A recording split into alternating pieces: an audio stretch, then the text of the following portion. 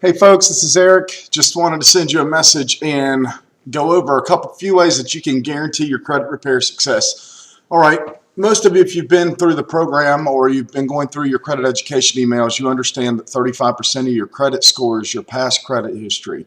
All right, then it's 30%, which is your debt ratios on your credit cards, 15% is average age of an account, 10% is inquiries, and 10% is mix of credit. Okay, if you don't open up a credit card, you're never going to activate that 30%, okay, for your debt ratios. You're not going to improve your mix of credit. That's 10%. And it also impacts your credit history because every month that you make payments on time, you're creating credit history. So that's 75% of the aspects or the factors that impact your credit score that credit card is going to help. All right. Now you got to keep those balances low. Keep them under 20%. I know we've got one client, she keeps hers at $5 and it's made a tremendous increase. It's helped her increase her credit scores tremendously. Don't pay them off. You do want to run some sort of a balance. Okay, now most of you know this, but let's also, you're going to need credit monitoring. Credit Karma's fine. It's free. There's Credit Sesame. There's a bunch of them. You know, those are okay, but you really want to see all three. PrivacyGuard.com, it's going to give you all three. I think it's about $15 a month. Make sure you get the version that updates monthly. If you're going to be buying a home soon and you've got the money, my FICO costs a little bit more. I think it's 20 or 25 bucks for all three monthly, but it's a FICO score. It's going to be much closer to the score that a loan officer is going to pull for you. Okay, what does monthly credit monitoring do for you? Well, it's peace of mind for you because it shows you exactly what's going on.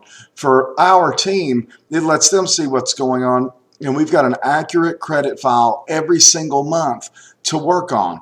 Okay, if you know, as you see increases, if you're going through your credit education series and you know and you've learned this stuff, you're going to know why your score is increasing. Okay, there's no guesswork to this. Okay, if you see a decrease, God forbid, but it does happen sometimes, it's generally a couple of things. It's generally because there's a new collection. Okay, a new collection doesn't mean that you didn't pay something recently and it popped on your credit report. It could be something from years ago that was deleted and sold to another company, or it could be something that was never on your credit report and it just got sent to collections. So we need to know these things, and we need to know them as soon as they happen. All right? Then another thing could be late payments. If you can't pay your payments on time, credit repair is not for you right now. You need to get straightened out. You need to get your finances caught up. You need to get on top of that before you try to fix your credit. Okay? So far we've got open up your credit cards, and you're going to need 3 credit cards eventually. All right, in the beginning, start with 1. As your scores go up and you qualify for cards that don't need, you don't need a secured card or some with the higher fees, then you'll get your next one. Then as your scores go up a little bit more, then you'll get your next one. It's a stair-step process. We walk you through that in the credit education series, but you've got to stay engaged. All right. And another thing, make sure you send your correspondence in on time. Most of y'all are doing that now. We had a problem, years ago, but now most everyone's doing that. Now, the one thing that is huge that a lot of people are not doing is going to this Facebook group. We've got a couple of guys, mostly women in there, and these ladies are on top of their game. And the guys are too that are in there. But they're sharing stuff that I'm not even aware of.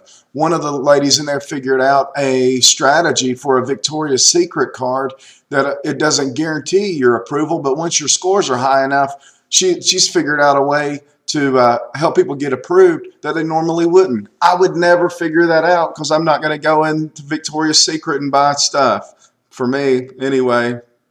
But anyway, so make sure you stay in there. These ladies and these guys are always sharing information and to help each other, sharing successes, even sharing failures. I don't like reading that stuff, but it's a part of life and it's a fact in credit repair. It doesn't always go smoothly. I wish it did, but that's not the case. But when you do hit a speed bump, if you're in that group and you can hear what other people have to say, how they overcame it, and they weathered that storm, you know what that's going to do? It's going to keep you from dropping out and quitting. Okay? That's a guaranteed way to fail at credit repair. All right. As long as you don't have any new information, negative information reporting, you're paying your bills on time, you're opening up your credit cards, you are going to reach your credit goals. And you're not applying for credit all the time. You don't want to rack up a bunch of inquiries, but you're going to reach it. Just don't quit and stick with this thing. Get in a group, open up your cards, and we'll see you soon. Thanks.